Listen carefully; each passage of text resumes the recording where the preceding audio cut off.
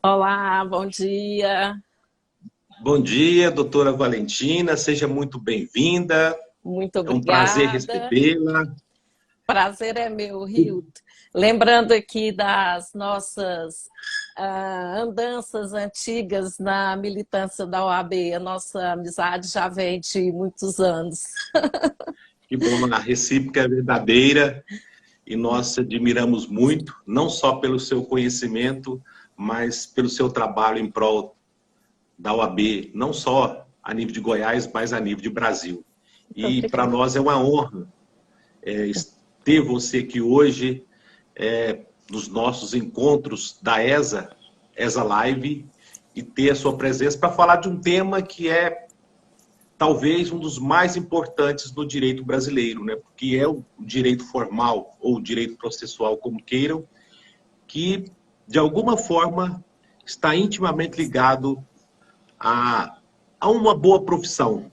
Aquele advogado, aquele profissional que tem conhecimento de processo civil, realmente ele vai se sobressair em relação aos demais, porque o direito processual é fundamental na carreira jurídica.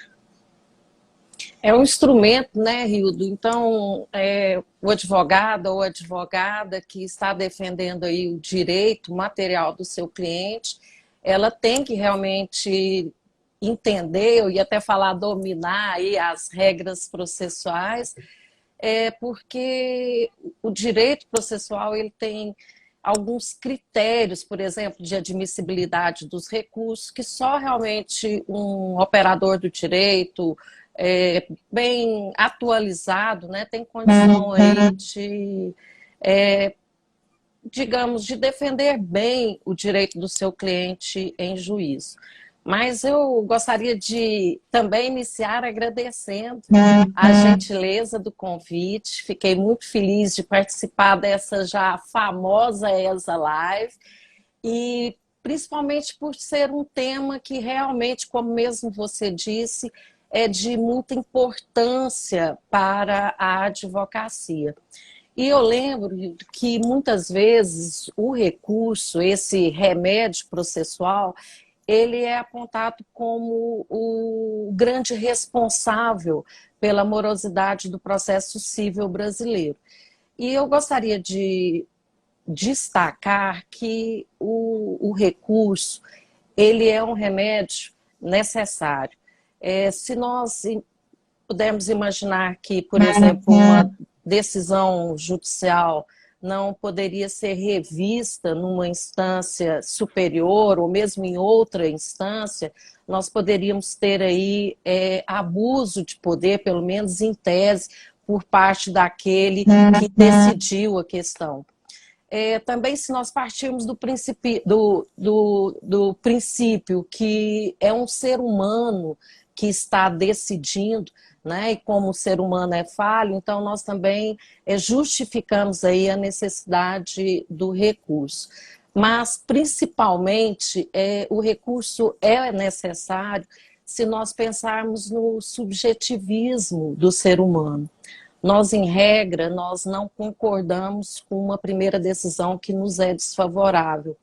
E como a jurisdição tem também, né, por objetivo a pacificação social, nós entendemos que o recurso ele propicia digamos, uma maior conformidade com o que foi decidido.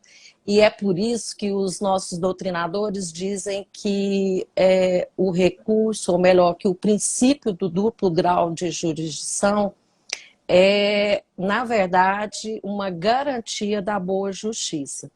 E daí a importância de nós estarmos discutindo, né, aspectos dos recursos cabíveis daquelas decisões proferidas pelos juízes de primeiro grau, como a apelação, o agravo, os embargos de declaração.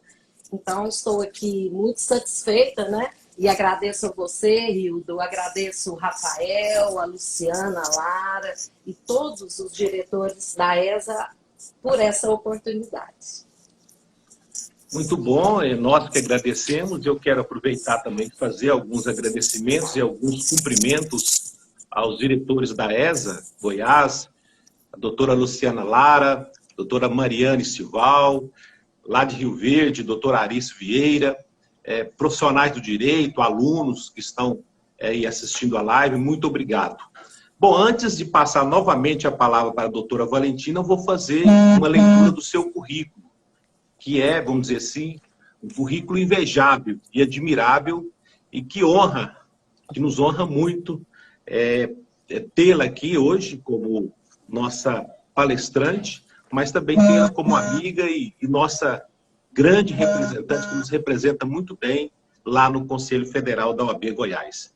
Doutora Valentina Jugman é advogada, procuradora do Estado de Goiás, professora na Faculdade de Direito da UFG, professora da Escola de Direito das Relações Internacionais da PUC Goiás, é mestre, é doutora pela PUC de São Paulo, é conselheira federal da OAB Goiás, é presidente da Comissão Nacional de Relações Internacionais do Conselho Federal da OAB Nacional, é secretária do Comitê de Crise da OAB Nacional e é também membro da Comissão Especial de Avaliação das Eleições do Sistema OAB. Esse é o nosso currículo da nossa querida e nossa grande representante do Conselho Federal da OAB aqui pelo nosso estado de Goiás. Doutora Valentina, então, já que você, corroborando com suas assertivas em relação ao recurso, e eu concordo plenamente com você, porque o nosso tema é recursos do segundo grau, recursos cíveis do segundo grau, mas é um princípio democrático e, às vezes, é também um inconformismo por uma decisão que talvez não foi adequada ou foi inadequada. Cumprimento também o doutor Vitor Amado, diretor da CASAI, que acabou de adentrar aqui na nossa ESA Live. E com base nisso, ontem conversando com uma estudante de Direito, e ela suscitou uma dúvida. Eu até disse para ela, olha, assista a nossa live amanhã às 10 horas, que eu não vou te responder. Eu vou deixar para uma expert, uma profissional, para fazer essa pergunta para ela. E ela me disse realmente sobre essa dúvida.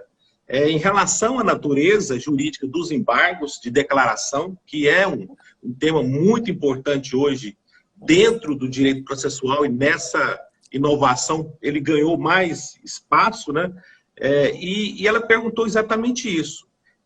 A natureza jurídica dos embargos de declaração, se eles seriam realmente um recurso ou não, e argumentou que os embargos não visam a reforma ou a nulidade do julgado, como os demais recursos, e ainda ela disse que o prazo para sua interposição é de 5 dias, ao contrário dos demais prazos, né, que são de 15 dias. O que você poderia responder para essa aluna ainda do curso de Direito? Bom, achei interessante a sua forma de trazer adeptos para a nossa live, né? Bom, mas essa é uma questão recorrente, até mesmo no Código de 73 havia essa dúvida a respeito da natureza jurídica dos embargos de declaração, mas a opção é do legislador federal, que nós sabemos que é aquele que tem a competência para legislar sobre o direito processual. E o nosso Código de Processo Civil de 2015, ele diz quais são os recursos cíveis previstos no CPC. E entre eles, no inciso 4, né, do artigo, acho que é 499, traz lá a previsão do cabimento, ou melhor, a previsão dos embargos de declaração como recurso. E, portanto, a dúvida da sua estudante, né, da estudante, ela procede, só que, em decorrência do princípio da taxatividade, que foi adotado pelo CPC, ou seja, só são considerados recursos aquele que a lei federal assim indicar, né, os embargos de declaração, então, foram indicados no CPC como recurso e, portanto, eles têm a natureza jurídica de recurso. Ela observou que o objetivo dos embargos de declaração é diferente, né? Ele não busca a invalidação de uma decisão, por exemplo, diante de um erro improcedendo, ele não busca a reforma do julgado diante de um erro indicando, mas ele busca o esclarecimento, a complementação de uma decisão. E naquele conceito clássico, né, do saudoso Barbosa Moreira, grande processualista brasileiro, ele inclui na definição de recursos, então, aquele remédio processual voluntário, depende da iniciativa da parte, que dentro do mesmo processo, essa é uma outra característica dos recursos, porque nós temos aí medidas que têm o mesmo objetivo, mas que ensejam a instauração de um novo processo, por exemplo, mandado de segurança contra ato judicial.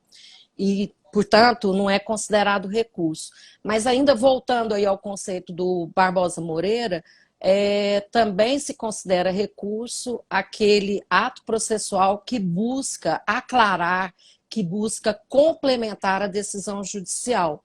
E, portanto, então, mais um reforço aí para garantir que os embargos de declaração são, sim, recurso. E eu aproveitaria apenas, Hildo, para acrescentar que também leis federais extravagantes podem estabelecer recursos diferentes desses previstos aí no Código de Processo Civil. Por exemplo, a Lei de Mandado de Segurança, a Lei de Execução Fiscal, dos Juizados Especiais Cíveis. Mas sendo uma lei federal, então entende-se que sim, são eles também recursos. Muito bom, e é interessante que os embargos de declaração, ele é uma medida muito eficaz, principalmente quando o teor da decisão tem ou existe alguma obscuridade, algo que não ficou claro no teor da sentença.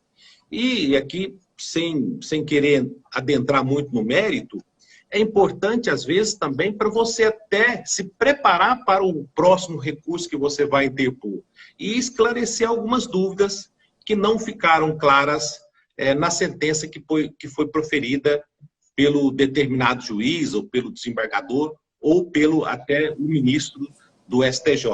Então, eu vejo que o estudo dos embargos de declaração ele é muito interessante no direito processual civil. Mas, doutora Valentina... Hildo, se me permite, Hildo, sim, não, fique à vontade. Permite, não, é só porque você tocou num ponto que realmente é muito importante.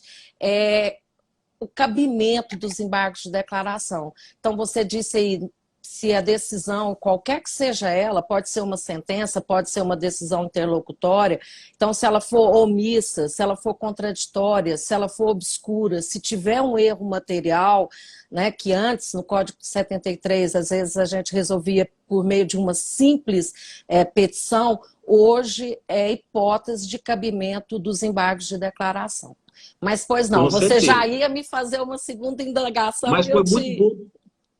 Não, mas foi muito bem pontuado, porque você falou aí no passado, era comum da gente pedir, às vezes, uma reconsideração quando o juiz cometia um erro material. Os embargos também servem para isso, para ser corrigido, inclusive, um erro material naquela decisão ou naquela sentença pela qual foi proferida. Muito bem colocado, doutora Valentina, e a gente, esse bate-papo, porque a gente vai ampliando aí o leque, né, desses recursos. Mas eu sei que quero cumprimentar alguns advogados também de Rio Verde, a doutora Maria Cecília está assistindo também. Pô, que prazer. Na verdade, são os advogados de Goiás e do Brasil, mas na parte prática, diante de uma decisão judicial que é complexa, onde são decididas várias questões de teores diversos, algumas com conteúdo processual e outras com conteúdo de direito material. Pode acontecer, às vezes até, nós temos alunos aí que estão fazendo o exame de ordem, vão fazer agora, se não me engano, dia 30 de agosto, ou um advogado que esteja no início de carreira, principalmente na atuação civil, ele pode ficar em dúvida, ou eles podem ficar em dúvida, sobre qual o recurso interpor, ou qual seria o recurso a ser interposto. E nesses casos, qual a dica, doutora, que você poderia dar para nós, para ele escolher o melhor recurso? Se é que é possível. Bom, eu vou falar, escolher o melhor recurso, não, vamos ver, vamos escolher o recurso certo, o Eu recurso acho que já estou adequado. fazendo consulta aqui, viu? 0800. Imagina.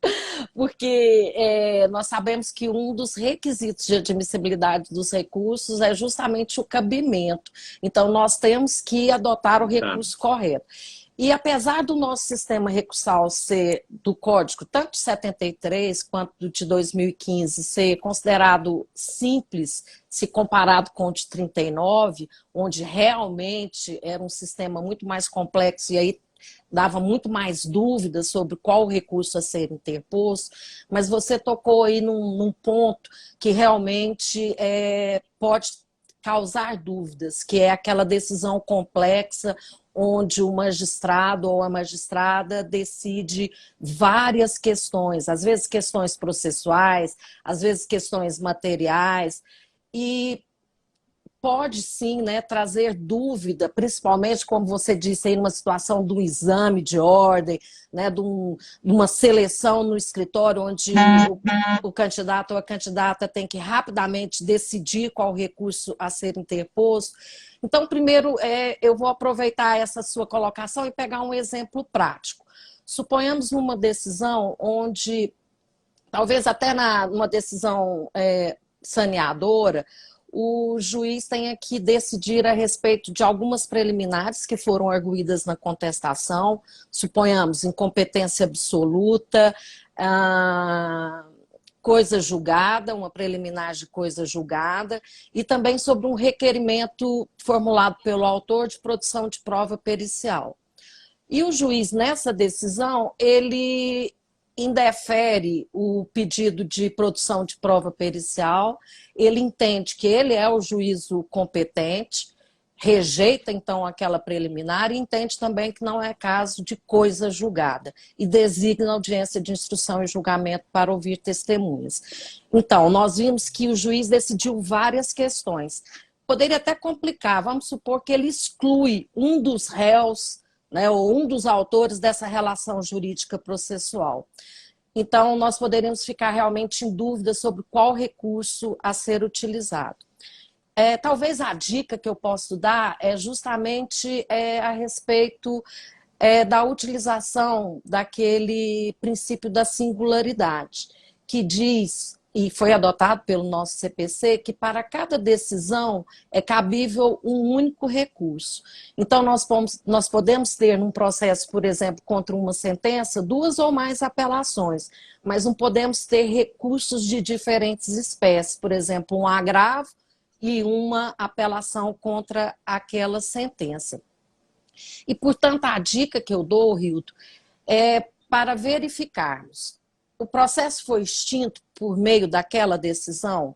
Então, suponhamos, o nosso cliente é aquele que foi excluído da relação jurídica processual. E nós poderíamos falar, bom, para o meu cliente o processo foi extinto, o processo morreu. Mas não é para o nosso cliente. Aquele processo, ele foi extinto para todos? Se a resposta for positiva, então o recurso é de apelação. Se não, apesar daquela decisão ser complexa, mas o processo continua, então provavelmente o recurso cabível vai ser de agravo de instrumento. Nós temos sempre que pensar que aquele conteúdo finalístico da sentença que põe fim ao processo, ele é o principal, e por isso ele vai, vamos dizer assim, levar à interposição do recurso de apelação.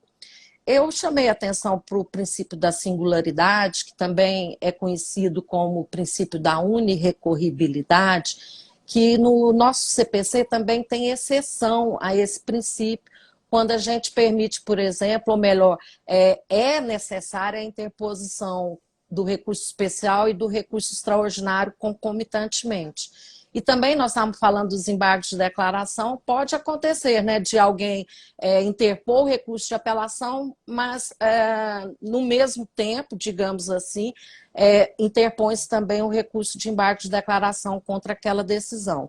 Então, seriam algumas exceções a esse princípio da singularidade que exige, né, que contra o mesmo ato judicial seja interposto o mesmo ou a mesma espécie recursal. Que bom.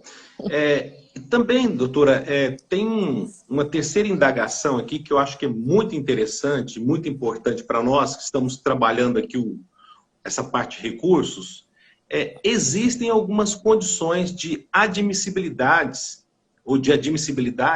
que necessitam estar presentes para que o juízo adquém possa proferir o julgamento do mérito do recurso.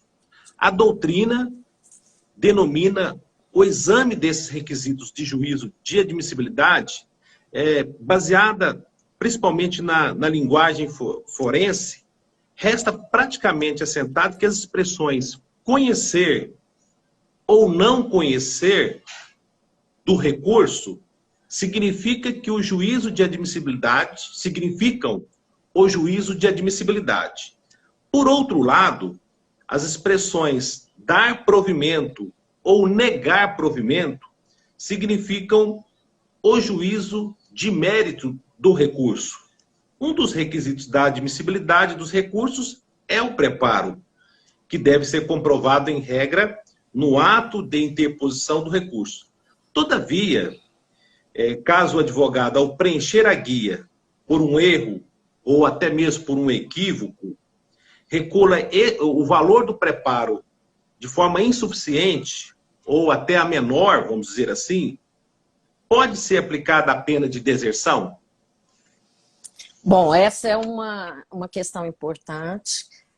Nós sabemos que os recursos estão sujeitos a preparo, né? Eu poderia até chamar a atenção aí para o processo eletrônico, onde dispensa-se, né, o porte de remessa e de retorno, mas, em regra, tem as despesas decorrentes da interposição do recurso.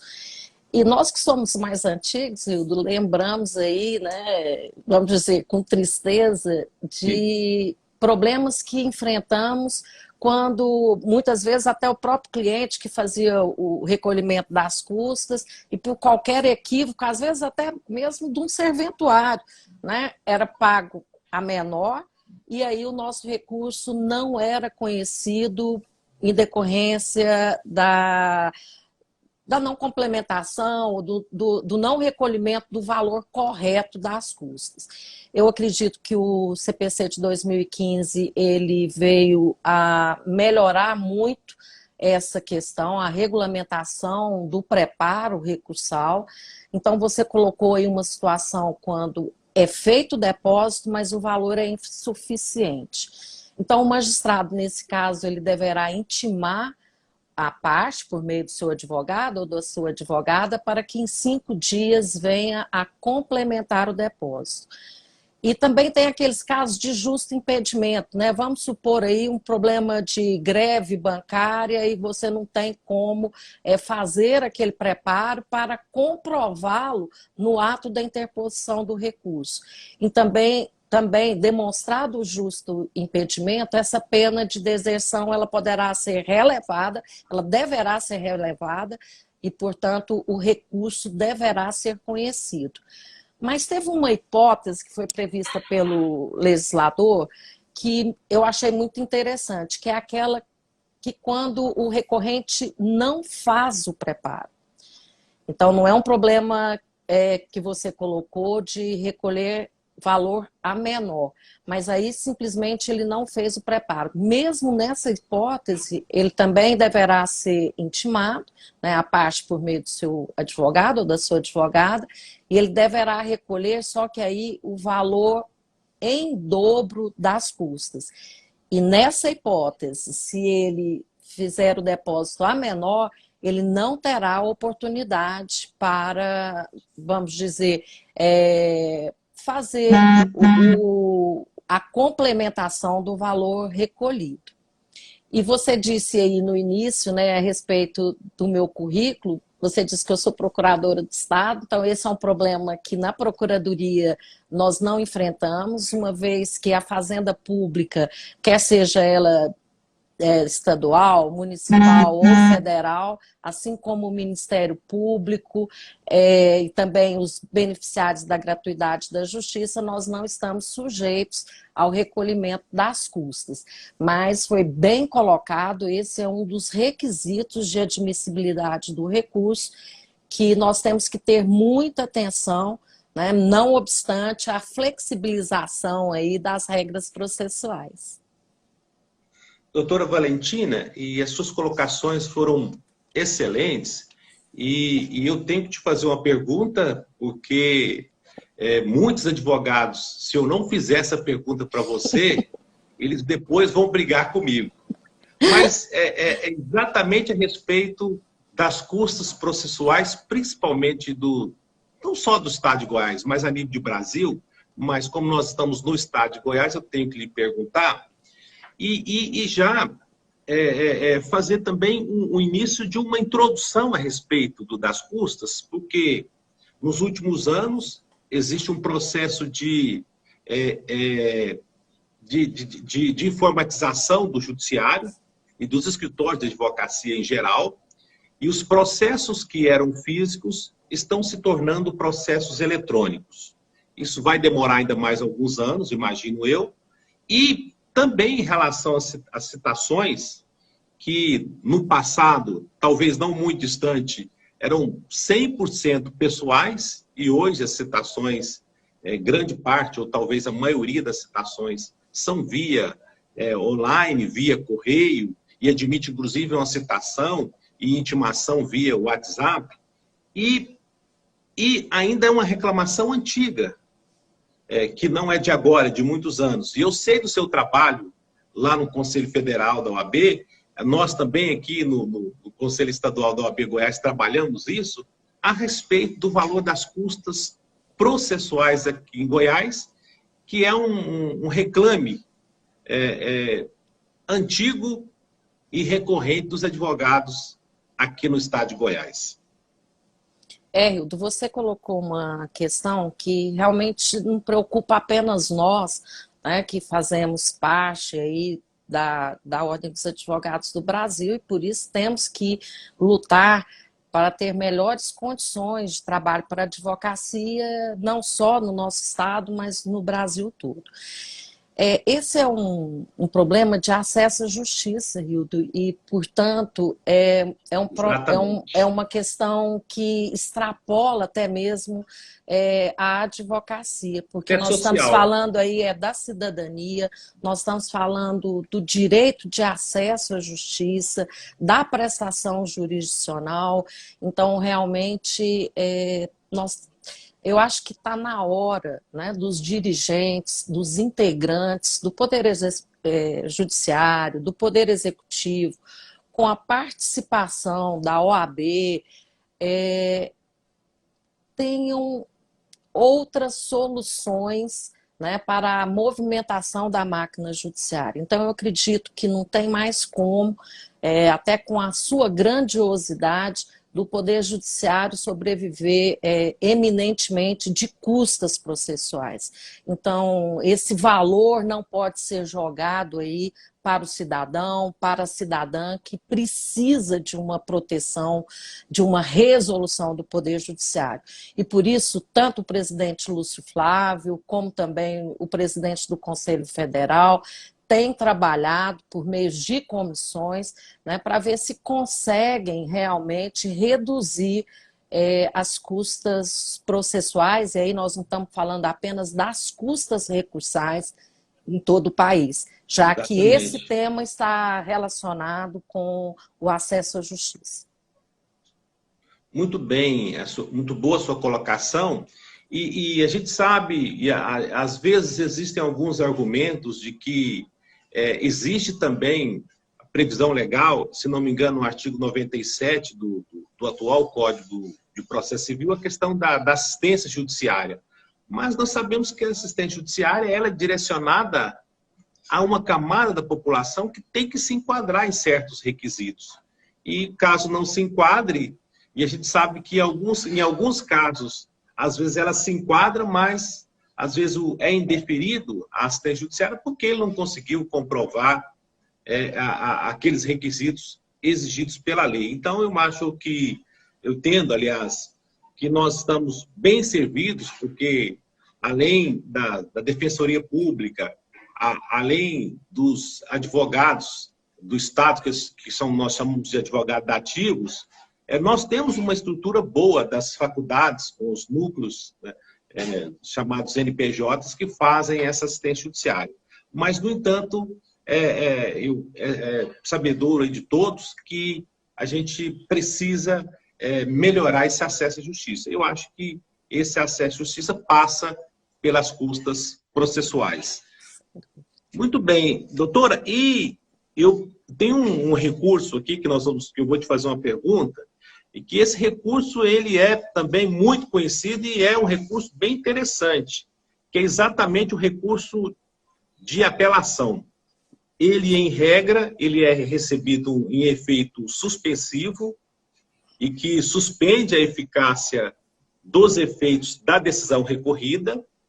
Todavia, o Código de Processo Civil atual estabeleceu algumas hipóteses em que a sentença produz efeitos imediatamente após a sua publicação. Suponhamos que o apelante tenha sido condenado a pagar alimentos, ou que a sentença tenha decretado a sua interdição. Como apelante, ou recorrente, no caso apelante, como ele deve proceder para obter o efeito suspensivo quando a sentença produz os efeitos imediatos? Ou seja, quando é que a apelação não tem efeito suspensivo? Bom, é interessante essa questão, Hildo. Eu não sei se todos que estão nos assistindo têm conhecimento sobre esse fato, mas inicialmente previu-se retirar esse efeito suspensivo do recurso de apelação. Então, a regra seria que a apelação não teria mais o efeito suspensivo. Foi até aprovado no Senado, mas na Câmara voltou aí o efeito suspensivo e acabou que permaneceu na redação final do CPC. A apelação, como regra geral, tem o efeito suspensivo e o legislador ele dispõe ali no parágrafo 1º do artigo 1012 quais as hipóteses em que o recurso de apelação não teria esse efeito suspensivo. E você mencionou aí duas delas, né? A questão da condenação no pagamento de alimentos e também quando for decretada a interdição. Então, suponhamos que nós estejamos diante de um desses dois casos e o nosso cliente, né, precisa aí que nós consigamos esse efeito suspensivo ao recurso de apelação. Eu quero chamar aqui a atenção que, apesar de nós dirigirmos o recurso de apelação para o juiz de primeiro grau, aquele que prolatou a sentença, aquele juízo que prolatou a sentença, não é ele mais, né, o juízo de primeiro grau, que vai analisar, que vai fazer aquele juízo de admissibilidade do recurso de apelação. Então, vocês lembram, né, que no Código de 73, o juízo de primeiro grau ele fazia um juízo de admissibilidade preliminar que não vinculava o juízo de admissibilidade por parte do tribunal ad quem. Só que agora, hoje, com o novo Código de Processo Civil, não cabe mais o juízo de primeiro grau fazer esse juízo de admissibilidade, ainda quando o recurso seja, por exemplo, manifestamente intempestivo, ele tem que encaminhar o recurso para o tribunal. A meu ver, Hildo, o Código deveria ter previsto que, recebendo a apelação, o juiz já deveria encaminhar imediatamente o recurso para o tribunal. Mas o Código estabeleceu que o juiz deverá intimar a parte contrária para, em 15 dias, contrarrazoar o recurso. Então, pode sim acontecer que, mesmo após interposta a apelação, a apelação ainda não tenha chegado ao tribunal, né, ou mesmo tendo chegado ao tribunal, pode ser que ela ainda não tenha sido distribuída. E como você mesmo disse, como essa apelação não tem efeito suspensivo, a parte contrária pode requerer uma execução provisória do julgado. E, portanto, urge, né, a concessão desse efeito suspensivo. Para tanto, nós temos que fazer um requerimento. O que eu tenho feito? Eu faço um tópico nas próprias razões recursais, falando da necessidade da concessão do efeito suspensivo. Mas, caso essa apelação não tenha sido ainda distribuída, eu faço um requerimento, aqui no caso do Tribunal de Justiça do Estado de Goiás, dirigido ao próprio presidente do Tribunal de Justiça. Ele irá redistribuir esse pedido de concessão de efeito suspensivo a qualquer desembargador competente, e esse desembargador, então, ficará vinculado para decidir, então, o recurso de agravo.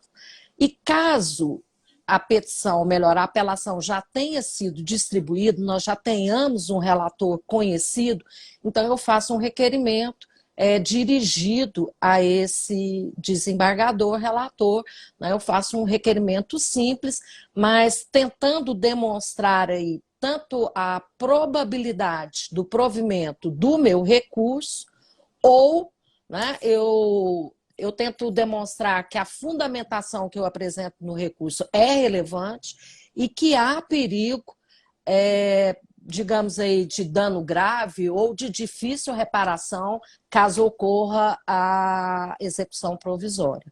Mas realmente essa é uma questão que tem dado muita dúvida aos advogados, às advogadas, por causa do time, realmente aí para requerer a concessão desse efeito suspensivo. E é interessante porque não deveria ocorrer dessa forma, porque se houve no recurso de apelação, já houve o pedido da suspensão. O juiz de primeiro grau poderia deferir, você não acha? Ficaria mais simples, né? Porque a gente fica muito tenso, é uma situação difícil aí para o advogado, para a advogada. Concordo plenamente. Realmente vamos dizer assim, uma modificação que deveria ser realizada, ou o próprio juiz já proferiu o despacho suspendendo. Mas a gente sabe que os processos legislativos requerem algum tempo para ir aperfeiçoando, né? E é o caso, acho que, do CPC, que ao longo do tempo, o Código Civil, que é de 2002, ao longo desses anos aí, de quase 20 anos já de vigência, 18 anos, ele já teve muitas alterações, em virtude que lá atrás o legislador, o saudoso Ricardo Fius, que foi um dos autores do atual Código Civil, não previu algumas coisas que poderiam serem previstas lá atrás, em 2002. E eu acho que isso é recorrente também nas leis brasileiras, imagino eu. Bom, doutora, tem uma pergunta, inclusive, de um colega nosso que está nos assistindo e pediu para falar, e eu vou atendê-lo agora, nesse momento. E ele queria que você falasse sobre o agravo de instrumento, e que, mais uma vez, sofreu uma grande transformação no atual CPC, e que falar exatamente do artigo 1015, que inicialmente estendeu de forma taxativa, ou seja, que somente seria cabível o agravo de instrumento nas hipóteses previstas nos incisos do referido artigo, mas alguns doutrinadores afirmam que o rol era meramente exemplificativo. E aí, finalmente, em sede de recurso especial repetitivo, o Superior Tribunal de Justiça fixou a tese da taxatividade mitigada. O STJ, ao fixar essa tese, estaria usurpando competência do Congresso Nacional no que tange a legislar sobre o direito processual civil? Ah, Hilton, tô vendo que a galera aqui, ó, você falou de agravo de É, instrumento, de rol taxativo, de interpretação aí, taxatividade mitigada, e todo mundo já está se manifestando. Realmente é uma questão que me surpreendeu até esse julgamento pela Corte Especial do Superior Tribunal de Justiça, né? A relatora já até falaram aqui, então vou reforçar, a ministra Nancy Andrighi. E muito se discutia quando veio o código, até antes, né, nós já discutimos a respeito da natureza ali do 1015, do rol do 1015. Seria ele taxativo? Seria ele meramente exemplificativo? E a doutrina, vendo que aquele rol não ensejaria todas as hipóteses em que o recurso de agravo seria necessário, a sua interposição, eles começaram, então, os nossos doutrinadores a apontar soluções. Então, uns falavam, não, esse rol, na verdade, ele requer uma interpretação extensiva. Outros falavam, não, o rol requer uma interpretação analógica ou exemplificativa. E eu confesso que quando foi para ser julgado um recurso, em sede de recurso repetitivo, um recurso inclusive do Mato Grosso, e eu estou vendo um colega, Ulisses Rabaneda, do Conselho Federal, que nos acompanha aqui nesse momento, eu confesso que eu pensei que eles fossem adotar a tese da taxatividade, que o rol era taxativo. Mas, ao mesmo tempo, eu via que essa solução poderia trazer a volta da impetração de mandado de segurança contra ato judicial de uma forma corriqueira. E foi justamente isso que o legislador, até mesmo de 73, com reformas também impostas a esse recurso, ele tentou evitar.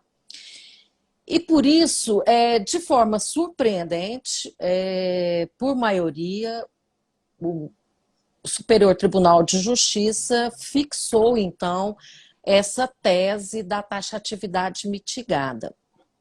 E interessante que você falou assim, será que eles não estão... será que o STJ não invadiu aí a seara do legislador? Né? Porque, na verdade, pela leitura do 1015, a gente não poderia realmente entender que ali aquelas hipóteses permitiriam um ensejo de outras situações que não aquelas ali. Mas ficou bem, vamos dizer, ficou explicado, né, no voto da ministra, que, na verdade, eles não estariam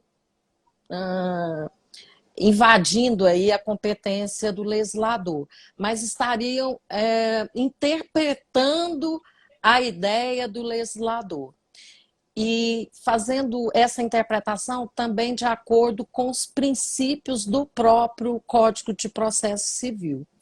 E, portanto, o entendimento foi que, havendo urgência essa que, caso aquela questão fosse apreciada quando do julgamento da apelação, ela já seria, digamos assim, já estaria totalmente prejudicada, aí sim entendeu-se ser cabível o recurso de agravo de instrumento, mesmo fora das hipóteses do 1015. E você disse aí, Hildo, uma questão muito importante. Durante o tempo, vai se vendo a imperfeição do legislador e vai se corrigindo. Então, o nosso Código de Processo Civil é mais novo que o Código Civil, mas ele também já tem aí mais de 5 anos. E talvez fosse, sim, o momento do legislador alterar a redação do artigo 1015, mas hoje a solução dada pelo Superior Tribunal de Justiça é para se evitar realmente a utilização de mandado de segurança contra ato judicial. Inclusive, no voto da ministra consta, né, uma crítica à utilização desse remédio contra as decisões judiciais, mas realmente eu entendo que fica uma certa insegurança, principalmente para aqueles que às vezes não são habituados a lidar com o processo civil brasileiro. Então, melhor sim seria que o legislador pusesse, né, deixasse expressamente gravado que no texto do artigo que o agravo de instrumento também pode ser utilizado, além daquelas hipóteses, em todas as outras hipóteses de urgência tal que a apreciação do recurso a posteriori acarretaria a sua prejudicialidade total. E o caso específico do recurso repetitivo que foi julgado, né, do Mato Grosso, era a respeito da incompetência absoluta do juízo. Então, você vê, nós temos aí ações, demandas que duram décadas. Se chegar, por exemplo, lá no STJ para se verificar que o juízo era incompetente, que todos aqueles atos decisórios são nulos e temos que voltar ao início da demanda, realmente um prejuízo imensurável às partes. E aí, tanto autor e réu. Portanto, apesar de entender que deveríamos ter, sim, uma reforma legislativa nesse dispositivo, eu entendo que a solução apresentada pelo STJ, pelo menos para o momento, atende aí às necessidades dos operadores do direito. Muito bem, doutora Valentina, na sua fala final, você tocou no assunto que você falou assim, olha, alguns processos demoram décadas, né? E aí é interessante que esse assunto eu vou até mudar um pouco o termo de demora para morosidade.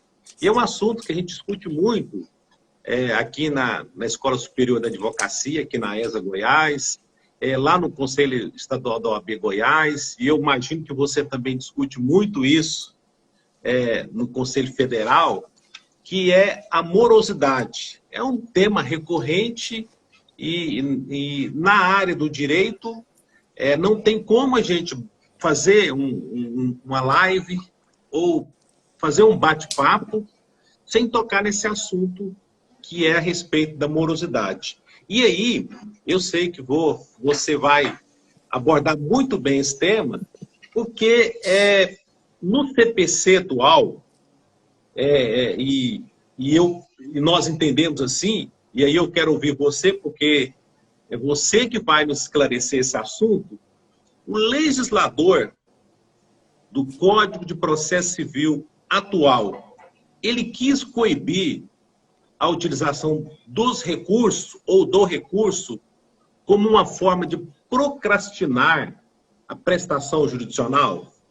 Tanto é que ele estabeleceu, em alguns casos, multas, no caso da interposição de agravo interno e também no caso de embargo de declaração manifestamente inadmissíveis. É isso mesmo, doutora Valentina? Rildo, olha, essa questão, multas, por exemplo, prevista para o agravo interno, manifestamente inadmissível, manifestamente improcedente, também para os embargos de declaração protelatórios, olha, eu acredito que esse tema daria uma live. Até porque eu tenho visto algumas decisões, por exemplo, do STJ, que fala, bom, se a matéria constante desse recurso final agora não foi matéria decidida anteriormente, então não há necessidade do recolhimento da multa para a interposição do recurso seguinte. São várias questões que realmente despertam, né, a nossa curiosidade e o nosso interesse a respeito desses dispositivos que foram inseridos no nosso Código de 2015 e que aplicam multa aí, para a interposição de recursos manifestamente inadmissível ou manifestamente improcedente no caso do agravo interno. Eu só quero fazer um recorte aqui, Hildo. Como você disse, nós temos estudantes que estão assistindo, acompanhando a nossa live, e justamente para eles que eu me dirijo. Então, nós estamos falando daquele recurso cabível contra as decisões do relator. Então, muitas vezes, quando a gente interpõe um recurso, a gente espera que aquele recurso seja apreciado por um órgão colegiado. Mas, em muitas situações e muitas hipóteses, o próprio Código concedeu ao relator poderes para julgar por meio de uma decisão isolada. Nesse sentido, monocrática. Nesse sentido, contra essa decisão do relator monocrática, é cabível o agravo interno, que levará aquela turma, né, julgadora à questão para a decisão do colegiado. Bom, mas nós estamos falando a respeito da multa. Então, o Código prevê realmente a possibilidade, né, de aplicação da multa no agravo interno quando ele for declarado manifestamente inadmissível. E quando fala manifestamente inadmissível, nós estamos falando aí dos requisitos de admissibilidade, que pode ser a tempestividade, a regularidade formal, a legitimidade. Bom, até aí tudo bem. Agora, eu acho que foi muito forte o legislador ter incluído também quando o recurso for improcedente. Aí, a meu ver, essa manifestamente improcedente tem que ser levada ao grau máximo, porque não é justo, né? Muitas vezes o entendimento daquela turma julgadora é diferente de outra, pode ser diferente de um outro tribunal, de uma outra região. Então, a meu ver, nessa hipótese de improcedência, não deveria ser aplicada a multa. Mas foi prevista. Porque o direito é subjetivo, né, doutora? Eu acho que... E isso faz com que o recorrente é temeroso em interpor o recurso, porque a sua situação, querendo ou não, pode ser prejudicada. Né? Fala que é vedada a reformácio impégios, mas aqui ela poderá ocorrer. Bom, e no agravo interno, então, foi previsto que em decisão fundamentada, né, será o agravante aí condenado a pagar uma multa, e essa multa será em favor da parte contrária, então o agravante pagará o agravado, e ela deverá ser fixada entre 1 a 5% do valor atualizado da causa. Lembrando que nós já temos aí também os honorários de sucumbência, né? Então mais um custo, já que nós já falamos de custos iniciais, então mais uma despesa processual aí para o recorrente.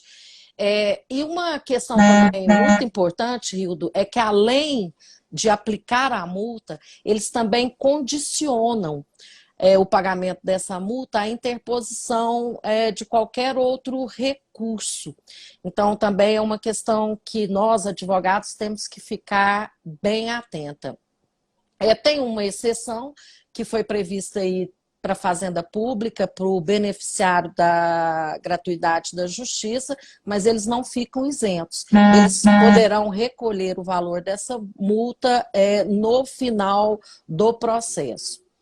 Agora, quanto aos embargos de declaração, e nós já falamos da importância desse recurso, até mesmo para efeitos de pré-questionamento, mas eu queria só colocar que também por meio de decisão fundamentada, o julgador deverá condenar o embargante a pagar o embargado, multa não excedente a 2% sobre o valor atualizado da causa, quando os embargos forem manifestamente protelatórios. Mas esse manifestamente é aquele falando assim, olha, na cara, tá na cara, não tem outro jeito. Né? Não, ele está repetindo aqueles mesmos fundamentos que já foram julgados no recurso anterior, por exemplo. Então, eles são manifestamente protelatórios. Aí tudo bem. E também na reiteração, essa multa poderá ser elevada até 10% sobre o valor atualizado da causa. Eu estou vendo que o nosso tempo já está se esgotando, eu poderia falar mais algumas coisas a respeito dessa questão, porque eu acho muito importante, você tocou num ponto muito importante, mas eu acredito que é melhor eu me encerrar por aqui e fico à disposição para uma nova oportunidade de discutirmos essas questões. Doutora Valentina, eu quero somente agradecer e concordar com tudo que você acabou de dizer, porque o atual CPC, na minha opinião e na opinião de muitos, e imagino que na sua também, o objetivo deste atual código foi de dar celeridade aos processos judiciais brasileiros. E essa multa, esse tema, esse último tema que você abordou, ele acaba inviabilizando essa celeridade processual. Bom, mas eu sei que nosso tempo também está esgotando. Estou vendo tanta gente amiga aqui, viu, Hildo? Também estou vendo, eu quero agradecê-los, inclusive, pela presença. E quero mais uma vez te agradecer, dizer que nós ficamos muito felizes e honrados com a sua participação aqui na nossa ESA Live. Nessa manhã fria, né, Hildo? Aí também está frio? Está um pouco frio. Em nome do doutor Rafael Lara Martins, nosso diretor-geral da ESA, nós agradecemos. E eu sei que nós hoje aprendemos um pouco mais de CPC. E eu acho que, como você disse de forma muito clara, a gente teria que ter mais uma hora aqui. Eu acho que nós teremos que, numa próxima oportunidade, preparar mais uma ESA Live com você aqui nos abrilhantando. Então, muito obrigado, doutora Valentina, e te aguardo numa próxima oportunidade.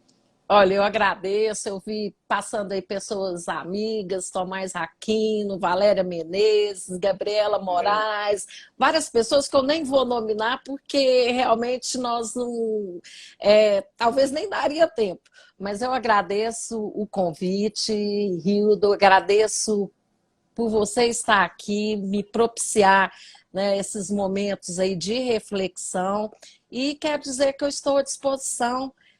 Caso queiram, nós podemos voltar aí para falar de aspectos mais específicos, ou podemos falar também dos recursos aí para os tribunais superiores. Eu estou à disposição da advocacia goiana e brasileira. Muito obrigada pela oportunidade.